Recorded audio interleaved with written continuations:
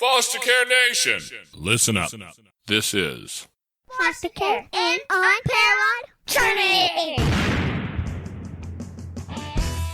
Strength for the powerless, courage for the fearful, hope and healing for wounded hearts.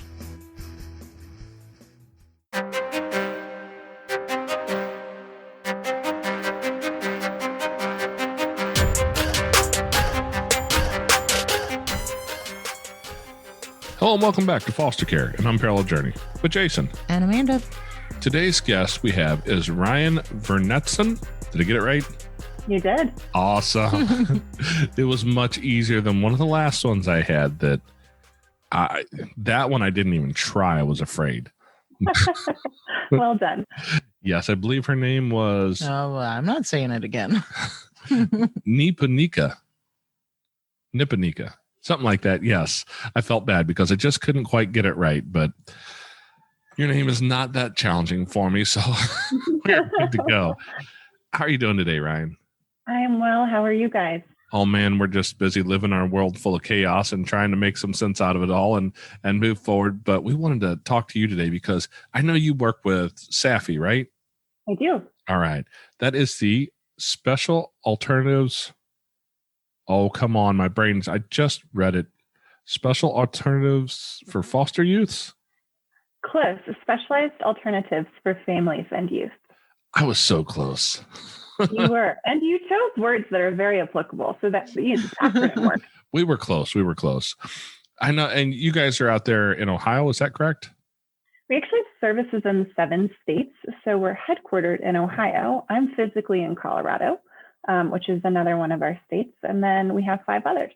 What other 5 states do you serve? We have Alabama, Indiana, Kentucky, South Carolina, Nevada, Ohio, and have I said 6 or 7? I didn't count them. Can we redo that part? Go for it.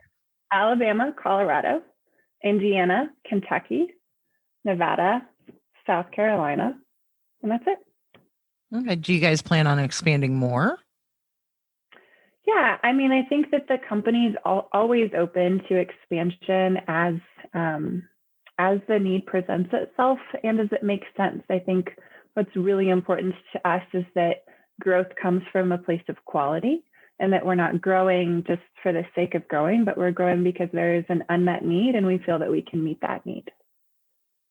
That's great. Yeah, actually, I have a friend of mine who has mentioned, I think, working with you guys. He has an organization called Life That Counts. Okay. And I remember. That in Ohio? No, actually, he's in Alabama. Oh, Alabama. Yep. Yep, and I know I've talked with him about you guys because he works with kids as part of what he does. Their nonprofit works with kids in high school age groups and talks about a lot of the stuff that teens need to hear. So I've heard about SAFY from him. Mm-hmm. And ask him who's that, and he's like, "Oh, it's a group we work with." And well, now here we are, and it comes full circle. So, look, specialized alternatives for families and youth. So, what kind of alternatives are we talking about? I mean, what's the work that you guys do? That's a great question. So, our largest line of service is foster care, and it's specifically what we call treatment or therapeutic foster care. It's meant for children who are coming out of a residential or a hospital-like setting into a family setting, or they have needs that are a little bit more extensive than a traditional foster care home. And so for a youth who's experiencing foster care and needs that therapeutic level, they're able to go to a home that's more specially trained, that has fewer youth in the home. And sometimes there's instances of, they have different medical needs or different developmental needs. It's a more appropriate match to ensure that they're able to get the whole person care that they need. We also have adoption services in some of our states to facilitate adoption, as well as after a child has been adopted, supporting that family. We have behavioral health services. So that would be more of your traditional outpatient mental health. Going to therapy. We have family preservation services, which is really one of our biggest focus areas as an agency, is supporting families before a child has to be removed from a home. So trying to work upstream But as part of family preservation services, we also have reunification. So as a youth enters the foster care system, partnering with that family, whether it's biological family, kin family, non-traditional kin, to try and safely reunify them. We know that children often thrive in a true family setting. And our final line of service is called older youth services. So that's for youth who have aged out of the foster care system and need the support that we all needed entering young adulthood, doing those things like applying for college or trade school, filling out job applications, learning those basic life skills. So that's our final line of service. And that's a highly needed service, from what I understand. The numbers are just not terribly encouraging for most kids who age out of the system. They're not, and I think that tells us two things. The first thing it tells us is that we really need to work upstream, right? If we're just always reactive, waiting for youth to enter the foster care system and then hoping we can get them into a family setting to discharge from foster care, I think we'll keep running into the same problem, right? So the more upfront work we can get to families and the more community support we can offer families so that removal never has to happen, the better. But the second thing, and I think we can normalize this for all young adults, is that we needed guidance. No matter our scenario, we all needed guidance at that critical young adult life phase. Like when I was 18 or 19, I still needed to call a parent to get advice on how do I fill out the FAFSA or my taxes, or my employer said this, what do I say in response? Our youth are no different, but we do know that because they may not have that safe mom or dad to call, we have to be offering really supportive, preventative, and responsive services to them so that they can achieve favorable outcomes as young adults. Yes, because as parents of teens, I can tell you most of the information that teens tend to believe is questionable. On TikTok? Yes. Oh, so much. That's absolutely hilarious. Me and my daughter were just having this conversation last night. She's like, but it was on a TikTok video. And I'm like, yeah, you can make anything and put it on the internet. Just because you can find it doesn't mean that it's true. But in their eyes, whatever platform is popular at the moment, that's king. Or even sometimes, a lot of times, what their friends say. Mm-hmm. Oh, well, my friend told me that this is the way, and even want to argue. And I'm like, one of us has a couple more decades worth of experience here. Completely. I think we all need guidance throughout our life, right? But especially that young adult time is a really critical and formidable time. That the more positive support we can wrap kids in, as opposed to, what somebody is putting on TikTok or Instagram, the better. Yes, because I don't know about you. I'm not a big TikTok guy. I do not have the app on my phone. I don't either. For several reasons, but we won't dive off into all that. But I can say that I've seen a few of those videos that show up on Facebook that run through TikTok stuff, and I go, "Wow, this is what people do. They sit and stare at this, and this is where they're building their worldview. This is frightening." Mm-hmm. Hey there, Foster Care Nation. We'd like to take a quick minute to step out of the podcast here and ask you guys for a little bit of support. If you could share an episode with people, friends, in a group, with family, anywhere where there's somebody who would like to hear this. Also, if you'd like to join us and support our mission, a couple dollars a month would be really helpful. You can find us on Patreon at patreon.com/fostercarenation. Now back to the show. Absolutely. And it's great that we know that, right? We know that what is influencing the perception of this generation so that we can both try. I think that some people are being very creative about utilizing TikTok. I know there's a lot of mental health professionals, for example, that are starting to put kind of educational materials on TikTok because it's reaching that younger audience. But it also allows us as parents to be really aware of what our kids might be consuming so that we can help monitor and keep them safe. Maybe I need to start my own TikTok account and just call it "Don't Be a Dummy." I think you get followers. It's possible. It's possible for sure. So you mentioned family preservation, and that really sounds like that is that upstream thing that a lot of these kids need, down to some of the situations we've seen where we've mentioned before about having kids just show up and hang out, who are relatives or friends or whatever, and they're having something going on at home. And a lot of these homes do not have the services coming in. And I know even for like our area, we have 2-3 workers left in the county. It's very limited right now. And granted, we're a rural county, but we're not small enough that 2 or 3 workers can take care of the caseload for sure. And so I know a lot of these families are going without services, and you have a lot of these kids who are falling through the cracks, especially in the middle of their teen years with all the stuff going on.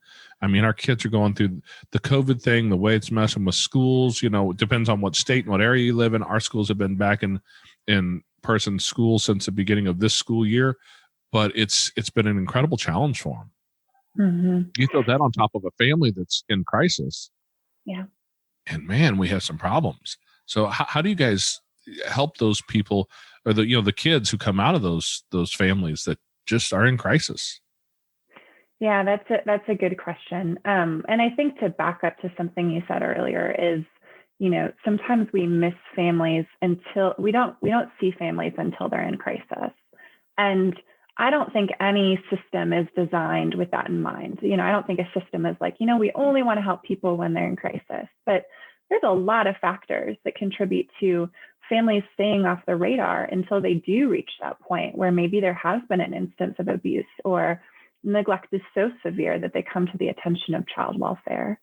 So, the first thing that comes to mind for me is around like disproportionality, as well as socioeconomic status. So we know that children of color are disproportionately represented in child welfare populations. So that's the first thing I think about is, how do we get meaningful, culturally responsive services to those communities where we're seeing more referrals come from?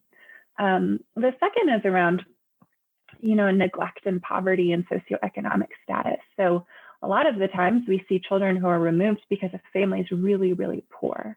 But they're not, actively trying to hurt their child. So the more that we can pour resource and support into those families through connecting them to community services or making sure that they're getting TAN if it's appropriate, or WIC or something like that, I think we can prevent kids or families from getting to that crisis state where a larger system has to get involved. And finally, you talked about rural communities. I mean, we know that as a fact, rural communities are often underserved with prevention-based services. And I think one of the blessings of COVID is a lot of providers had to switch to a telehealth model. And so my hope coming out of COVID is that for communities which are hard to access, and while I think we can all agree that in-person services are ideal, if there's times when we can't get to a family because of geography, could we leverage telehealth as a way to provide services, to be more proactive, to be more supportive? But back to your question about how do we serve a child that's, coming out of a family in a state of crisis? I think it really depends on the situation and on the child. I have not had the personal experience of being removed from my home. I can only imagine what that's like, and I've of course heard a lot of stories in the last decade about what that's like. But I think one of the most supportive things that we can do, if it's safe and allowed, is allow that child to remain connected to their family while their family is getting back on their feet or doing what they need to do to be safe and stable, right? So imagine, getting removed from your home and then being told like, nope, you can never talk to your mom and dad, or you can't talk to your mom and dad until we say so. That would be so confusing and disorienting and destabilizing that's one of the first things we really try to assess with the county partner or the child's caseworker or guardian ad litem is what contacts can they have, and then how can we facilitate that as a means to help that child feel a sense of safety and predictability in their new home. That's a difficult part, because as foster parents, our primary goal is reunification. And so we have to keep some of that there. We've run across a few situations where that was definitely not appropriate or helpful, right? I mean, those exist. Yes, absolutely. You know, we had one particular one I'm thinking of. He's actually tattooed on me over here. Mm. And the little guy was the target of abuse, and Mhm. some pretty well, what was billed to us by the local county was that it was the worst case of abuse they'd seen in a decade. And it was pretty bad, you know. And they originally were setting up these weekly visits for this kid, and he's coming out of these visits. How old was A? At that point, almost 3. Yeah. And we use nicknames for kids' names, so Yes, for protection. yeah. Of But course. these visits were so traumatizing, and they were continuing to happen, and we had to abide by, you know, visitation schedules and everything. But it was happening because somebody in another department, they weren't following through with the paperwork and the charges so that we could get these visitations stopped, because they were so so horrible and unhealthy and not safe. You're trying to be kind here. I'm not even going to be kind. There was a detective who wasn't doing his job. I see. And when I, you know, and it took us calling, and I asked the dude, I'm like, hey, what are we doing here? Like, what's going on? And he says, oh, well, I'm waiting for people to call me. I'm like, you're the detective. Your job is to go find them. At which point I got off the phone with him, and I got a hold of the sheriff and said, hey. And you also went down to the station. I mean, we made some noise. We rattled a few chains, and the guy got on the ball and got that stopped. And I think that's a most appropriate thing in those situations. Obviously, this kid had some tremendous physical, sexual abuse, right? Mm-hmm. But there's also a lot of situations where somebody's coming out of a home and it's not because of that. Exactly. No, too often we see children that are they're in the system because of poverty. Mm-hmm. So extremely disheartening. You know, our children shouldn't be taken away for that reason. We should be able to support each other as a community and a village. You know, kids should not be punished because parents are poor. But the struggle we see oftentimes is that along with poverty, not always, but commonly, there's some addiction there. And that's a struggle to be able to keep connections with people who are in active addiction. You know, so how have you been able to help people deal with some of those struggles? Because that's real life. That's what we see on a regular basis. Almost every case we have had come through our house has had addiction either as a primary or secondary issue. Oh, that's such a good question, and I think really eloquently stated as a problem. You know, the first thing that comes to mind for me is really remembering that addiction is a disease, right? It's not a choice. I fundamentally, and this is my perspective, I fundamentally don't believe people are generally saying, yes, I'd rather be addicted to heroin than be with my child.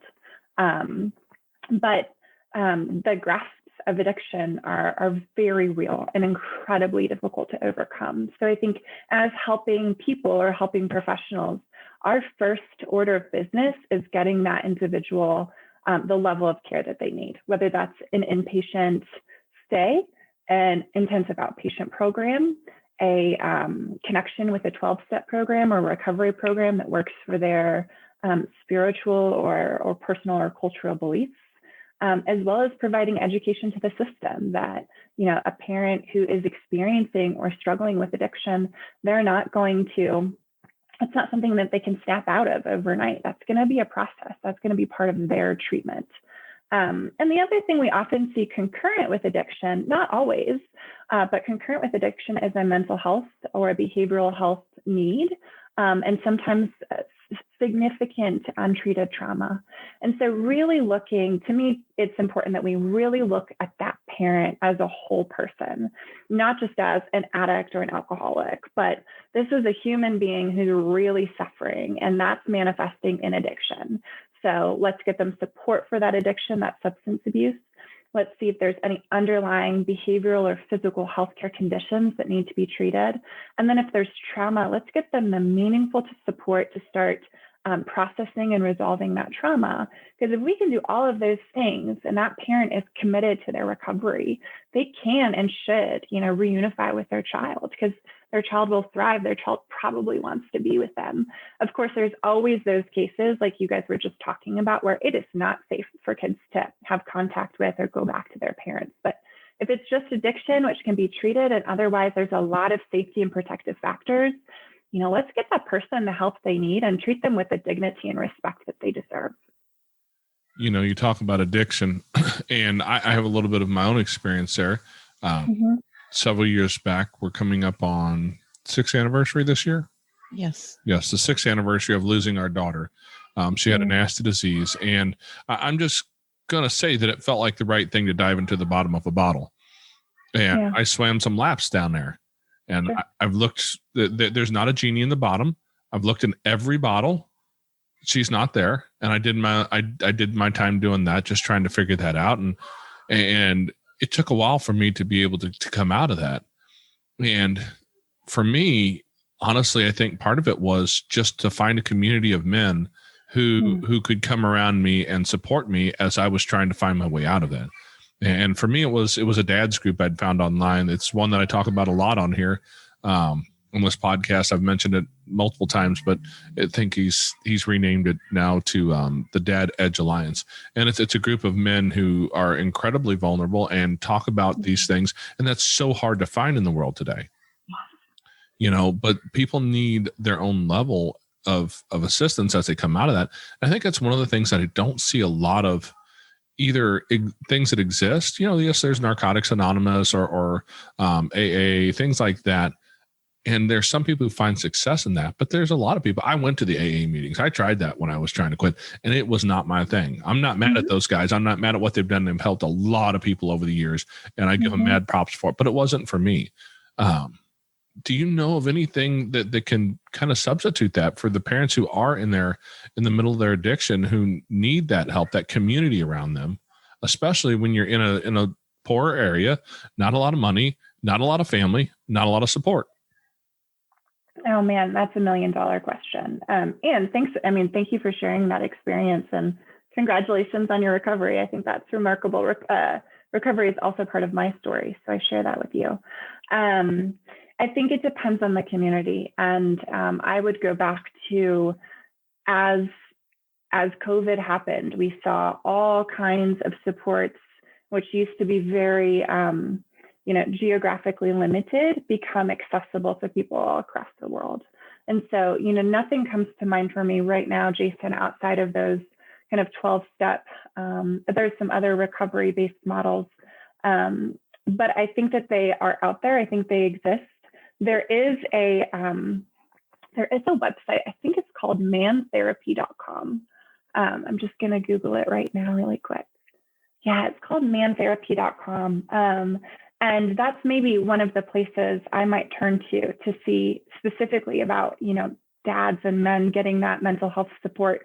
Culturally, I think it has been really stigmatized for a very long time. For men, especially for fathers, to say this is really hard and I just want to break down and I can't do it. I think the more that we can normalize and celebrate men going and getting their own behavioral health support and treatment and community, the stronger our families will become. I believe the line was attributed to Jim Rohn, saying that you are the average of the 5 people you spend the most time around. And I can't agree with that more, because when I first started hanging around with a bunch of guys, even online, who had been through their struggles and were open to talk about them, that was one of the big changes for me, was to be able to look at some of these guys who were doing amazing things. The guy who started this group, he started it because it was originally called the Good Dad Project. And it started because one night he had this horrible night at home with his kids. And I forget the actual story, but he ended up in a moment where he felt horrible about the interaction that he had just had with his kids. At some point, I believe he even put a foot through a door or something. Maybe it was a fist. I don't know. But it was some real bad moments that he went, holy crap, I've got to do something. And there's not a lot of guys out there who are having that conversation. And in the foster care system, one of the things that we see is it's almost an entirely female-dominated experience. And what I mean by that is that when we go to, foster support groups, that we used to attend those quite a bit long before COVID and all that. But I was one of maybe 2 dads who would show up. Yeah. The foster dads weren't showing up there. When you go to court, so often when the biological parents show up, it's mom almost all the time and almost never dad. And it's just a situation that's almost entirely dominated by females, and not that group where we come stand, 2 people who stand shoulder to shoulder to support each other and raise kids. Yeah, because that's the thing. I couldn't do it without you standing beside me. Mm-hmm. But that's the thing. Our children need fathers, and our fathers need to have safe places to go and get supports and venting and all the things that us mothers do, sitting around chit-chatting. They need an escape too. And I think too often it's overlooked, and a lot of times, there is a stigma about it. You're the man of the house, and you're strong. And well, yeah, but strong people get tired too. Of course they do. Of course they do. I think that's a really good observation. And we saw that, we see that similarly at SAFY. We recently did some foster parent satisfaction surveys, and we noticed some slightly lower engagement and overall satisfaction from our foster fathers when we compared it to foster mothers. And so we're actually in one of our states piloting right now a foster father support group, which is, run by men, led by men. So it's not a well-intentioned female trying to facilitate that discussion, but we're using dads who are doing this day in and day out to connect on those topics that matter. Because you're right, they not only need the support, but they deserve the support, because this is a hard journey. And dads play a really important role in that. And we know that. There's even like some federal initiatives on engaging fathers more meaningfully, because a lot of times our kids crave it, right? And so let's get our dads the support that allows them to sustain and be the dads that they want to be. Yeah, I think that's a really important part of this whole piece, because, moms can fill the roles up to a point, but she's never going to be as good at being a dad as I can. Sure. And mind you, I'm never going to be as good of a mother as she is, I promise. Sure. Absolutely. And for those houses, those homes where there isn't a dad and there won't be a dad, I think that there's creative ways that we can engage that male figure in the community. But like you said, Jason, it goes back to having a community who sees poverty and child welfare and family systems as a community issue, and not just something that houses need to address individually. I really strongly believe it does take a village to raise a child, and so the more we invest in our communities, the healthier we'll be. I don't know if you're familiar with Meg Meeker. She's the author of Strong Fathers, Strong Daughters. It's been around for a good long while, and I actually heard her speak. I had the opportunity to be in a Zoom meeting with her at one point, and one of the things that she said is, as she was talking about the importance of fathers in daughters' lives, was how it was just a travesty the way that our culture has set this up, and how many dads weren't involved. And as we talked about, if you go especially into the inner cities, it's something I see on a regular basis, because I'm in the city all the time.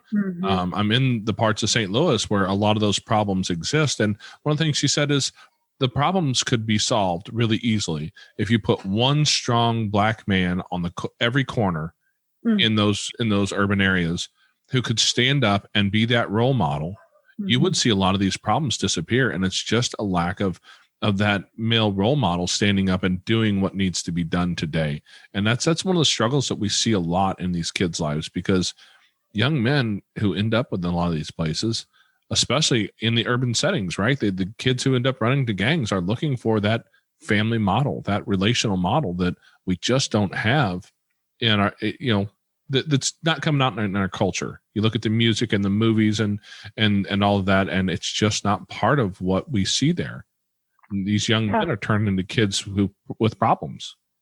Absolutely. And that makes me think of something that I'm personally really passionate about, which is the concept of multi-generational trauma and poverty. And that a lot of times, in my work, I would see dads or moms and moms, whatever the combo is, involved in the child welfare system and doing their best to raise their kids, and realizing that, they're doing their best because they were never shown how, right? Or they were shown in a really unsafe and dysfunctional and hurtful way. And so they're trying so hard to break those patterns, but we get hardwired in a certain way. And unless we're really focused on rewiring that brain, we do what we exhibit the behaviors that are familiar and that we were taught as well. So it is for dads, it's this cycle where, dad one bails, and then his son tries to raise a son, and it just keeps repeating itself and recycling. I think the good news in it is that it can be disrupted, right? It just takes one person or one generation to disrupt that cycle. And by doing meaningful things like you're talking about with your dad's group, we can start disrupting those cycles of violence and poverty and trauma for generations to come. Hey there, Foster Care Nation. If you'd like to find yourself in a group with like-minded people, head over to Facebook, and you can find us at facebook.com/groups/fostercareuj. We've got a group over there where we talk about foster care, we talk about adoption, and we talk about all the things related. If your podcast player allows it, you can also reach down and hit that subscribe button so you get notified every week when we put up uploads. Every Tuesday, a new episode comes out. We'd love to see you next week. Now back to the show. Absolutely. And my family's story is exactly a story of that. My dad was, and don't get me wrong here, he wasn't the problem child here. My dad was a good dad. We had a close relationship. He was involved in my life. He was a great role model for me. But his dad passed away when he was, I think he was 7 when his dad died. And then there was a series of men who came through his house who were not good humans, to put it kindly. One of them put a fork in his head. And literally put a fork in his head. And so to look at that and realize how far he came with that as an adult now, I part of, having lost him, that part of that grief is I never really got to talk to him deeply about that and understanding where he came from. Like, he came out to be a pretty dang good guy from coming from a hard place like that. And, here we are trying to reach out and help other kids. And I look at that and go, okay, what you just said is 100% true. You can be completely turned around in a generation or two. But it takes people coming out and helping those kids as they become adults to become good adults and choose that change. So what is it that you see that helps these kids the most to see that, man, you're coming out of something hard? And so instead of just propagating this trauma along, because I'm 100% with you, that family trauma, that historical trauma, what makes them want to choose to be different, to be better, to go make the world amazing? What a good question. I think the first thing that we can do is, as much as we focus on, and I think the way our systems are set up, we oftentimes focus on what's wrong, right? So the behavior, the externalization of an experience, we focus on what's wrong. So I think as much as we focus on what's wrong, we need to spend 2 times focusing on what's right. Because our kids, our families, as us as individuals, right? We come with all kinds of things that we need to work on, but there's a lot of amazing things about the kids that we serve. They're often so resilient, and they're good at reading people, and they're resourceful, and they use humor, and they can be athletic, they can be tremendous readers or artists. And so, that's the first thing I think about, because sometimes kids really need to know that someone believes in them, that you might do some hard work to heal from this trauma. And there's going to be times that work feels scary and it feels impossible. But as the supportive adult in your life, or hopefully it's a group of adults, we believe in all of the things that make you wonderful. And together, in partnership with you, we're going to help you heal from the bad stuff. I don't think we are meant to heal in silos or heal in vacuums. And I think the more we can come alongside kids and say, we see your experiences, we see your pain, and we're here to shine the flashlight when it feels really dark and you can't go forward alone. I think that's one of the things that we can do. I think another thing for children, especially in foster care, experiencing foster care, again, I haven't had that experience, but I can imagine at the offset, you feel so different from your peers, right? And so the more we can connect kids to what we might consider kind of normal child activities. So making sure that they're in a sport whenever it's possible, or an art-based activity or music, something that they're really passionate about, and connecting them to other people, whether that's adults or kids in the community. Again, I think we're just starting to plant seeds of hope, that, your life can be good. Your life is good. We're going to be with you side by side. And I think without those things, it would be really difficult to have the motivation to make different choices, especially on those really difficult days when all your body and brain want to do is default to what's normal. And what's normal might not be a very safe or healthy behavior. Well, and statistics are stacked against them too. Mm-hmm. They hear all these things of aging out of the system. You're going to be a drug addict. You're going to be a criminal. All these things are stacked against our kids, and they're not getting enough of the uplifting things that you're talking about, those supports that they so need. So it's really awesome that you guys are offering that. Do you guys do mentoring programs where you look for volunteers to come in and help with kids, or? That's such a good question. So it's really kind of state, but also city-based, since we're in the 7 states and we have multiple locations within those states. So it's really dependent on what's available in that community. One of the programs that we have available for any of our youth to participate in is called Why Thrive, and it's really focused on supporting kids in connecting with inspirational folks who may have experienced foster care and are now adults, or who have success in a particular area, and catering that message to our youth who are experiencing foster care, so that they can know that there are adults who have not only survived, but thrived after foster care.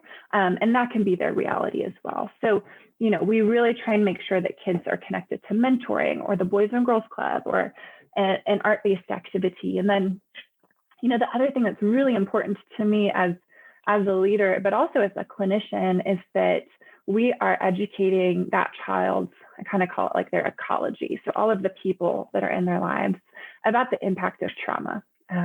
And that trauma can change us on a biological level, right? It impacts the way we see and experience the world. And so when we take a youth into our home, or into our classroom, or into our therapy office, and we see a behavior that is not desirable, we first need to remember that behavior is a communication, right? We all communicate with behavior.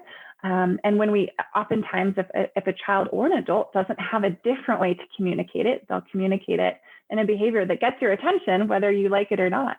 But that, we have to understand that in order to help someone heal or to exhibit a different behavior, we have to begin soothing that brain and that body, seeing those experiences as really impactful, understanding how that person experiences the world, and then giving them new tools and strategies to get through the day-to-day, and then thrive. When we have someone join our home or our office or our school and just tell them about all the things that they can't do, but not focus on, replacing behaviors that have helped them survive, we often fail. And that feels like a failure for the professional or the adult, but it feels like a failure for the kid as well. So the education of trauma is something I'm very passionate about. And I think it's one of the ways we can help anyone involved in the child welfare system. Well, you mentioned that you're a clinician. So what is your background on that side? Yeah, so my master's degree is in clinical mental health counseling, and I'm a licensed professional counselor in Colorado, and have had the pleasure of serving all kinds of kids and adolescents and adults. One of my specialties is animal-assisted therapy. So the utilization of a professional therapy dog in the therapy setting, which I have found is really, really good for both kids and adults who have experienced trauma, especially if that trauma is interpersonal in nature. So they were hurt by someone who is supposed to be safe or keep them safe, therapy can feel really scary and really overwhelming and really intimidating. And so, utilizing the professional therapy dog first as a way to build relationship with that child or that adult. But we also have some science to suggest, canines or other animals can really help soothe our brain and our body. And then finally, for someone who's never felt good at anything in their life, teaching the dog a trick or working a therapeutic activity with the dog present can make them feel successful. And then we can start building on that success to begin the therapy process. Okay. Wow. Yeah. Well, let me ask you this, because we've run across this as well. We've had lots of kids with lots of trauma, right? As you might expect, any foster parent has. Mm-hmm. And then you're working with, trying to work with the biological family. And oftentimes people just, and I think it might have something to do with the stigma of mental health and all that good stuff, but they just don't want to believe that therapy can help them, any kind of therapy, that they just cannot. That's not really what's wrong there. That's not it at all. They just need, you need to love them better or whatever the choice is. Right. And, and she smiled because I'm with you. I've heard that statement before. Yeah. You're doing it wrong. You're not treating them. You're not loving them the right way and all that good stuff. But the truth is a lot of people are afraid of therapy. They're afraid of those things. And I feel like it's really needed to help people get through their traumas, because trauma's a big deal for a reason.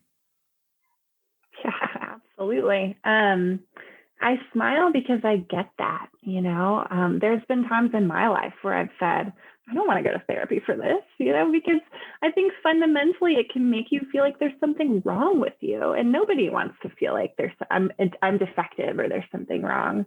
And I think that a lot of times there's also influences from our culture that may make therapy more or less accessible, but also our family of origin. If you grew up in a family where there's a lot of negative messaging around therapy, or if you grew up in a family where there's been generations of child welfare involvement, and so the narrative is, if you go to therapy, that therapist is going to try and take your kid away. Of course you wouldn't go to therapy, right? You're trying to survive. So I think there's often a lot to unpack for our people who are saying, no, we'll never go, can't ever go. And that's why I also like, some of those less traditional mechanisms or modalities of therapy to get people engaged and really understand that it isn't as scary or threatening as it may feel. Yeah, because I grew up in that house. My mom needed some help and she was seeing a therapist, and my dad was always like, I don't know why you got to go to somebody else to tell them your problems. He was not a fan of therapy. He didn't understand it at all. And I grew up with that mindset, and Amanda will attest to that. I did not always grow up with a mindset that looked towards that. And now, we've got Dr. Tom on our side. But if you would have told me that in the beginning of our relationship and marriage, that he would willingly go and speak to someone, I would have said absolutely not. Because it was no, you don't do that, and that's not acceptable. And, and there were times that I was struggling there. I've struggled with depression all of my life. And when your significant other's telling you, oh no, this is bad, and why would you do that? And, well, why would I do that? Well, okay, I'm not. I'm going to suffer in silence. And too often people do suffer and sit in silence. Mm-hmm. Yeah, they do. It wasn't until I started to realize that I was outside of my element. I think God finally said, hey, by the way, dude, you can't handle all this on your own, and I'm going to prove it to you. Mm-hmm. And it was proven to me that I couldn't. And I ended up being the one who went out and searched out Dr. Tom. He was recommended to me by a friend of mine. And I will just go ahead and say the man is a friggin' genius. And he has helped us on so many levels in so many different ways, and absolutely changed our life and our legacy that we'll leave behind us just because of the help he's been able to give us. And I couldn't have seen that 15 years ago. No, but, oh man, if we would have had him 15 years ago. Absolutely. And I'm glad you've had that experience. And, initially 15 years ago, you weren't opposed to going to therapy because you're a bad person or because you didn't want to make your family better. You're opposed to going to therapy because your family of origin story was, we don't do this, it's not okay, or it's not safe, or you can't trust it, right? And so I really like to utilize that same exact perspective when we're working with anyone, whether it's a teenager or an adult or a biological family who's saying no, no, no, is, well, there's something underneath that, right? There's something underneath the no, and let's massage it and honor it and work with it so that someone can have a transformational experience like you're describing, Jason, because we all deserve that transformational experience. Yeah, I think a lot of that, a friend of mine calls it comes out of our BS. That's our belief systems. And so many of our choices in life are based on those BS belief systems that we grew up with, that we brought, like you mentioned, out of our families of origin. And for these, especially for the kids who come to us, who are coming out of a family that may have generational trauma, that have struggles that we don't even know or understand, is it any wonder that we fight so hard trying to get them the help that they need? Yeah, exactly. And I think sometimes, finding a therapist is like finding a good match. Like sometimes to me, it feels like dating, right? Where you go to one therapist and you're like, ooh, that is not the match for me. It doesn't mean they're a bad therapist. It may just mean there's not a connection, because think about what we do in therapy. A lot of times it is deep and intimate and raw.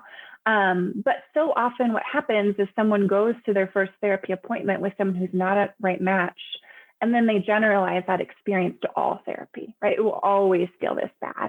And really, I think as community members, as loving, helping people, we can encourage them, like, let's go try another person. Let's try this. So anytime it's accessible, and this is of course hard in smaller communities, I really like setting up a couple of recommendations for folks. And then I say, give them a call and just talk to them, like interview all three, and then go with the person who feels like the best match for you, so that we don't immediately turn people off to that experience from, something that didn't feel quite right.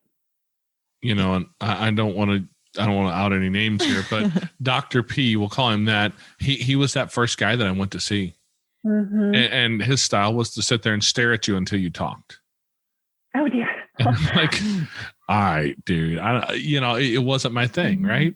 It didn't work for me. And what you mentioned there reminds me almost like trying to judge the entire institution of marriage off of that one girl when you were 13 in middle school.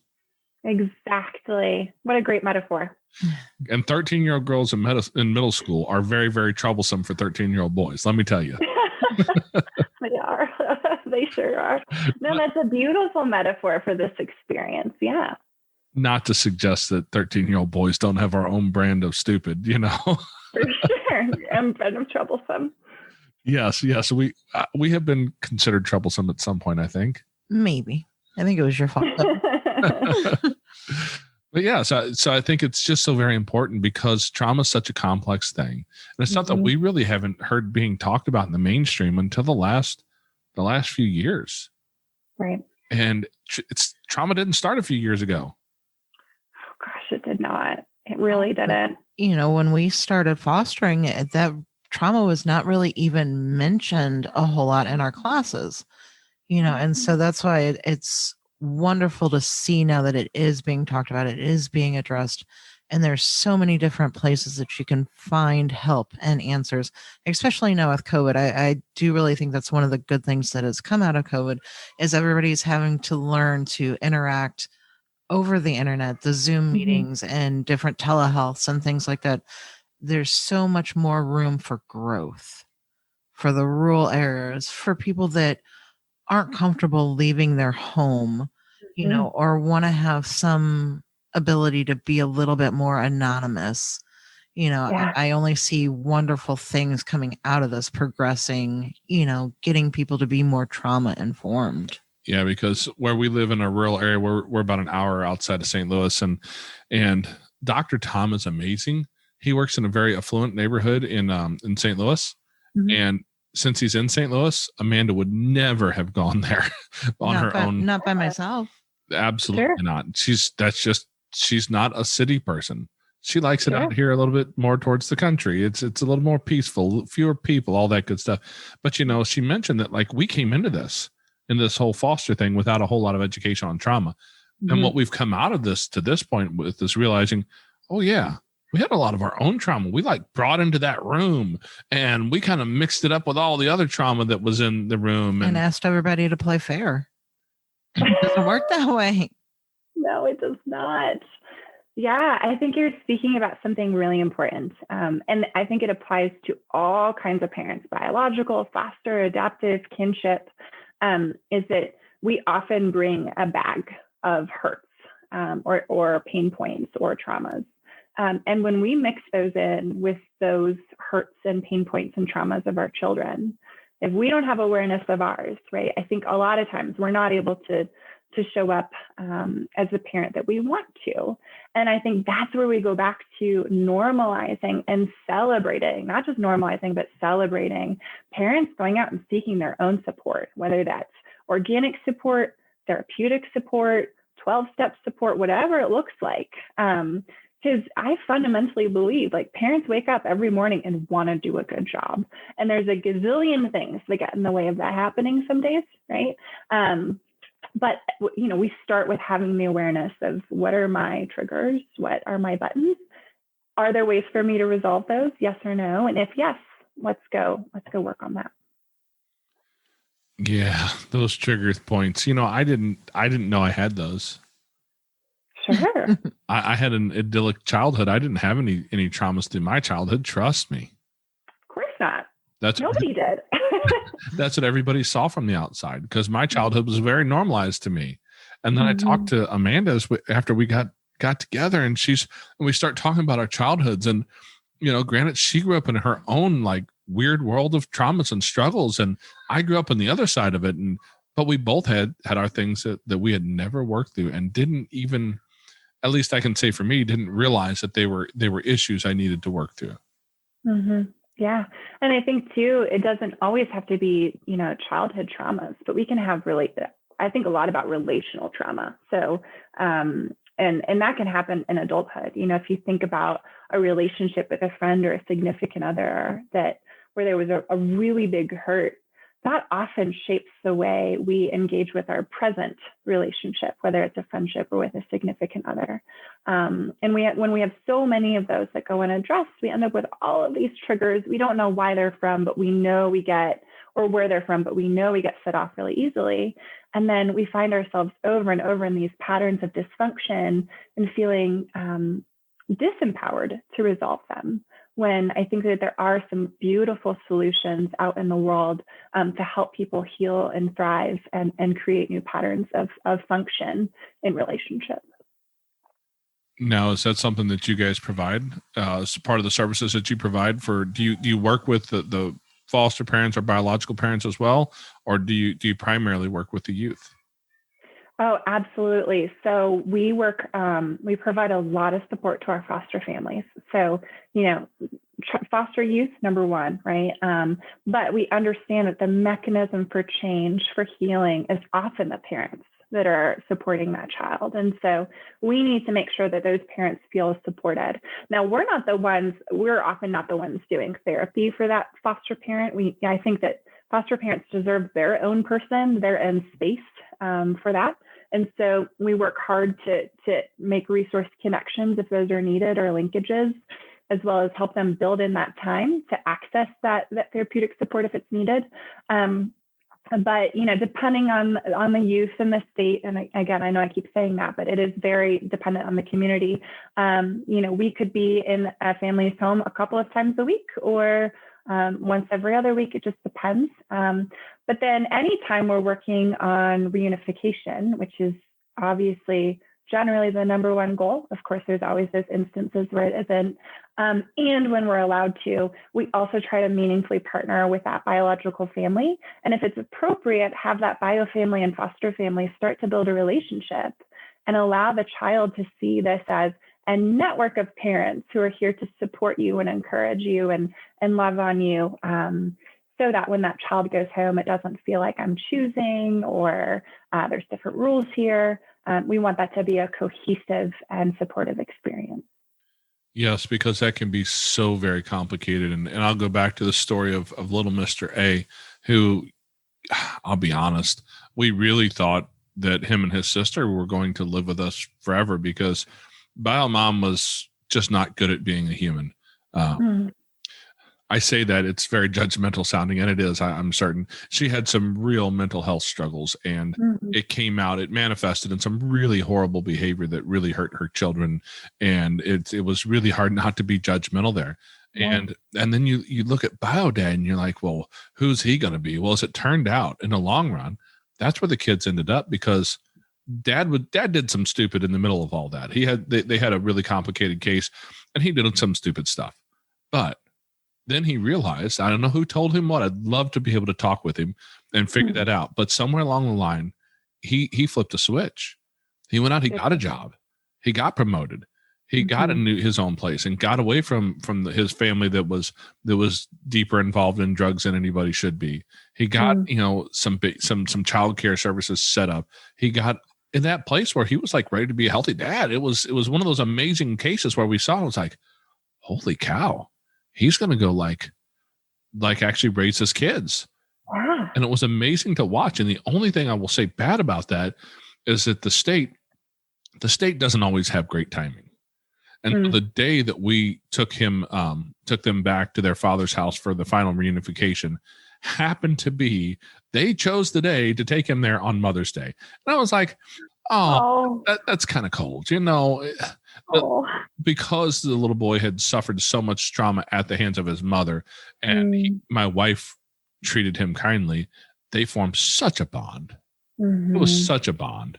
And it's so hard to see that broken, because I understand why he really didn't want to keep a connection with us. Who wants your 3-year-old child to be 10 or 13 and know that they were in foster care when they were little, right? They'll probably never know that story, and that's fine. And I'm certain that's why they, that happened the way it did. But man, that was a rough day to choose to do that. Oh my gosh, I cannot imagine. I mean, it's already a really hard transition for a lot of different reasons, but then adding, a day hallmarked with big emotions of love and attachment, that must have been so difficult. Oh yeah. And they lived about an hour and a half away from us. And so we had that long car ride there and the long car ride home. And it was definitely a challenging situation for us to work through. But at the end of the day, the kids ended up where they were supposed to be. And it was one of the few real success stories we've seen in our experience, because so many times it doesn't turn out that way. The kids we have seen have had parents who are in their own addiction struggles, who just can't quite fight their way out of it. Yeah. And it's so sad for everyone. It's sad for, I'm sure you guys as foster parents, because I'm guessing from what I can tell, you root people on for sure. It's obviously tragic for that biological parent. And kids want to be with their parents. I'm sure you've seen this. I've seen it 100 times, where as a child turns 18 and they exit the foster care system, they get straight back to their parents or their family, because we're hardwired to be with our people.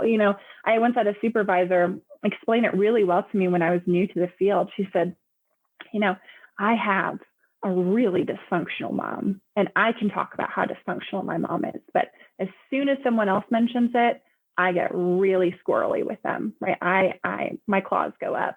And I think that's right. We're hardwired to be with our people, with our family, and we can be critics of them, right? But as soon as someone else says they're not good enough or they hurt you or whatever, we get defensive. And so I think also honoring that as part of someone's foster care experience is important, that we really can't talk so poorly about the biological families of our kids, because they can't often disconnect themselves from their families.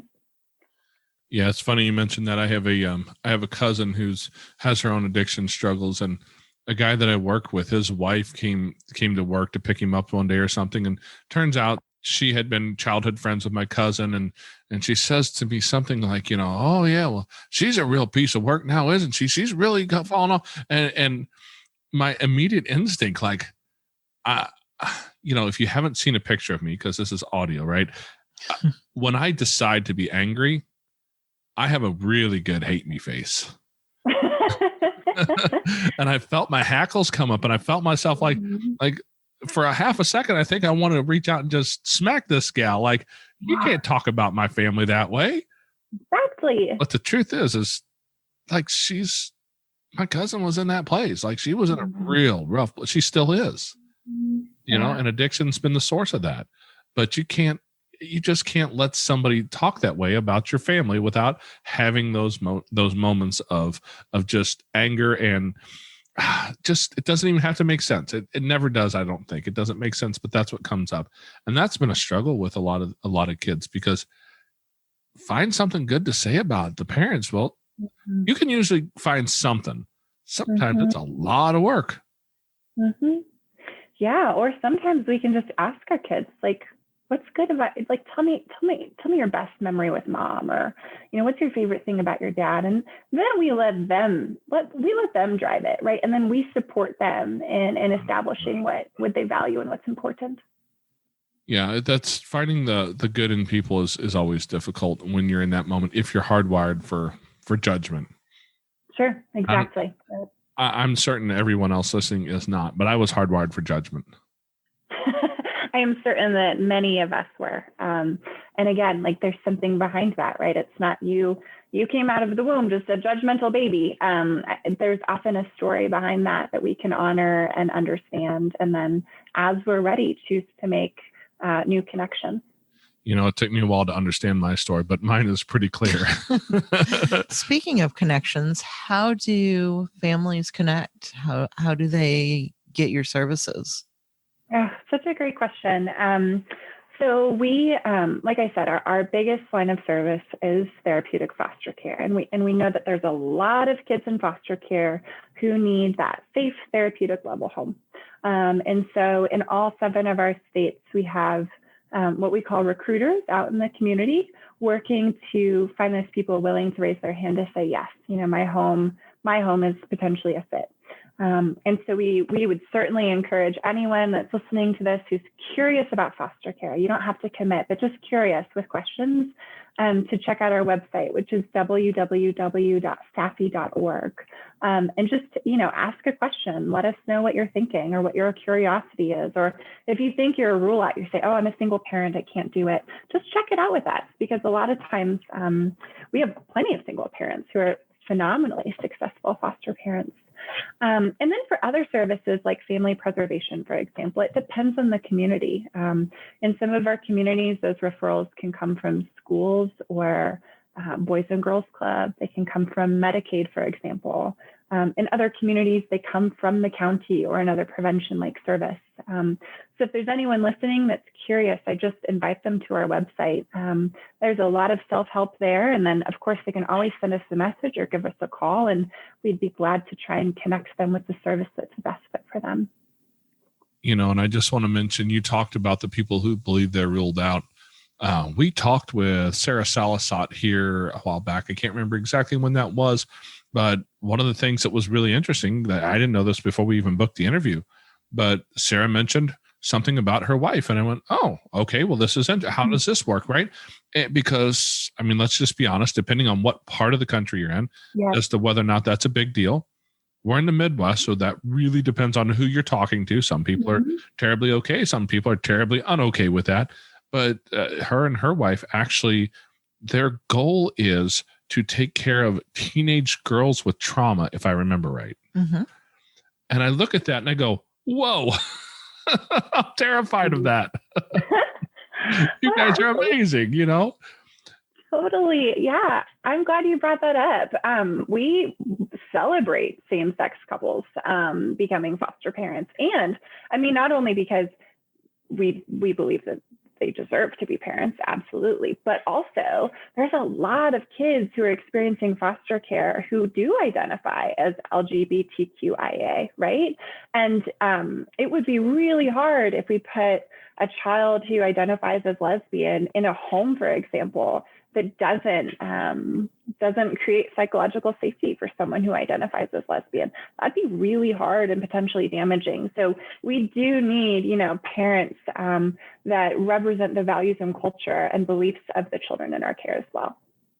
Absolutely. Yeah, because I don't want to make light of this, but if you have a young girl who's been sexually abused by a father figure, I'm probably, the big brown guy with a bald head and a long black beard, I'm probably not the best place for her to go. Because that psychological safety you mentioned, that's not going to be present there for her, regardless of who I am. It's because of who she had in her life. And so finding those safe places like that are so powerful.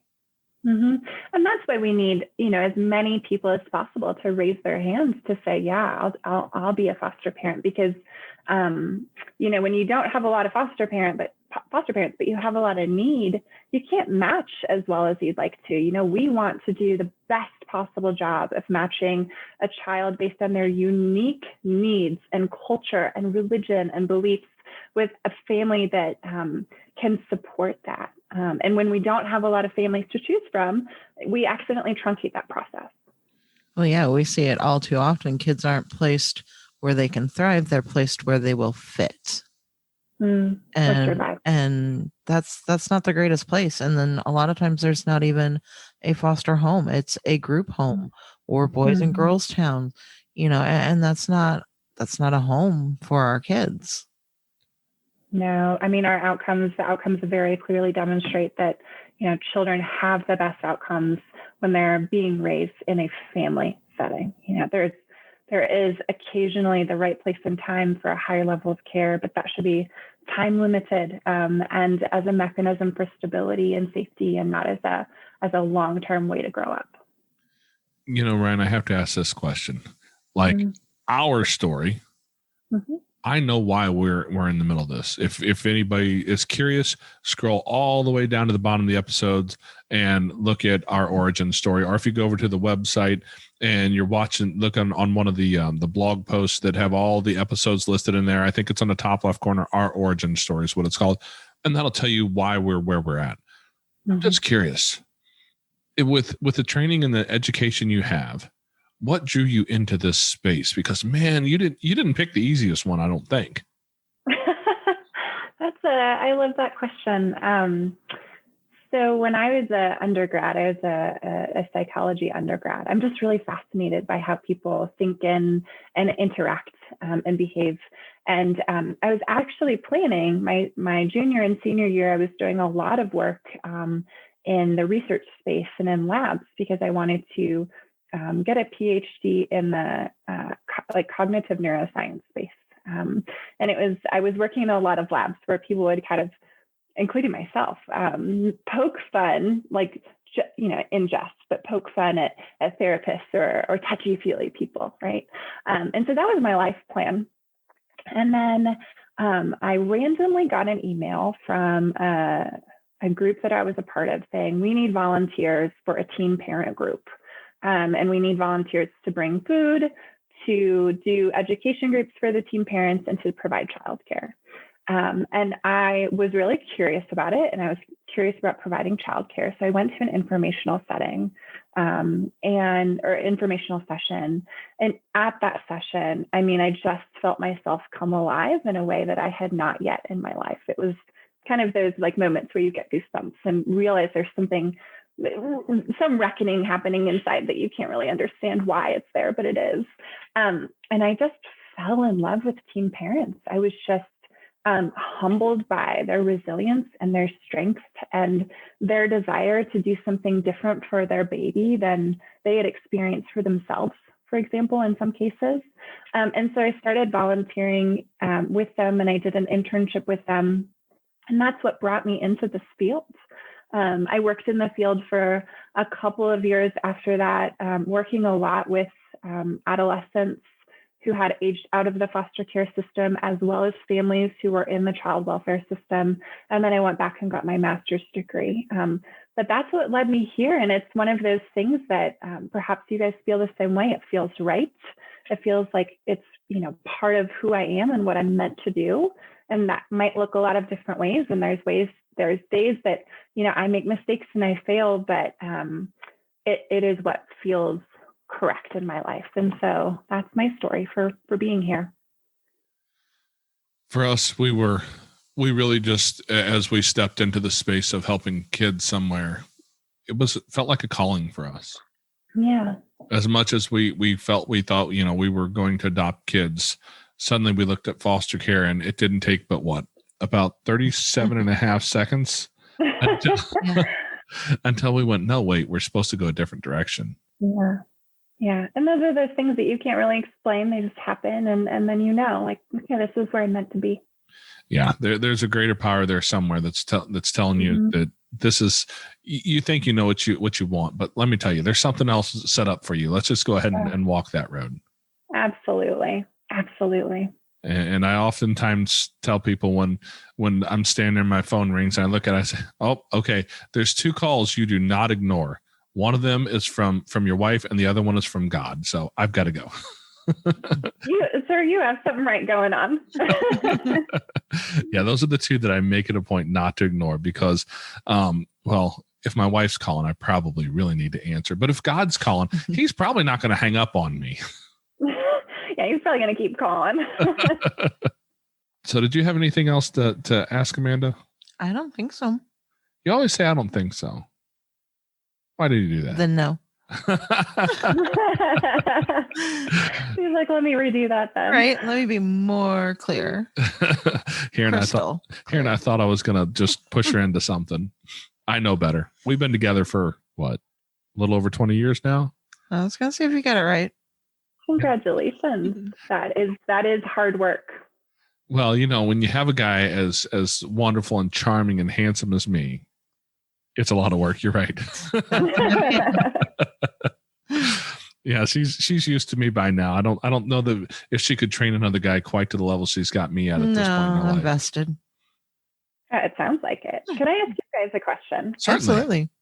What would you say to someone who's thinking about raising their hand to be a foster parent? What would you want them to know? We actually, in February, I think we held a webinar just on kind of that topic, like what it takes to become a foster parent.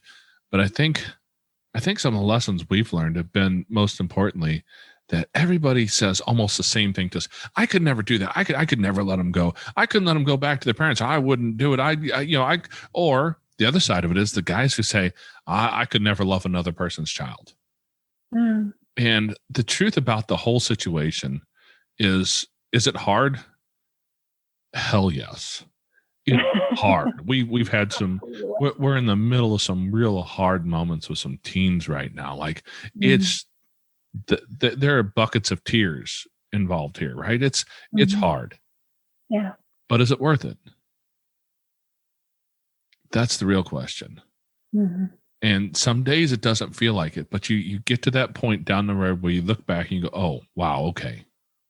That was a difference. Like the little boy I've mentioned a couple times, little Mr. A, letting him go. My gosh. I mean, even baby Carl was with us from a few days after his birth for his first life, the happiest little baby you've ever met in your life. Well, besides maybe our youngest, he's probably the second happiest child I've ever met in my life. When my teenage son at the time would come home at 13, 14 years old, he would come home and he would say, hey, I want to hold the baby. Now, who does that at 15 years old, right? 14 years old. Right. He was just a light in our life, but he went home. Yeah. And that was hard.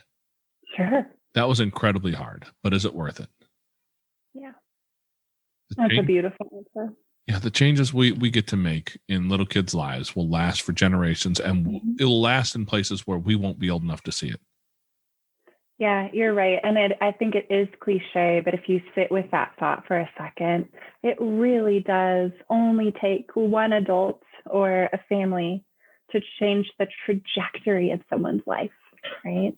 And so I think sometimes these problems, racism and poverty and classism and all of that stuff, they're so big and they're so abstract, but it feels like there's nothing I could do to change that.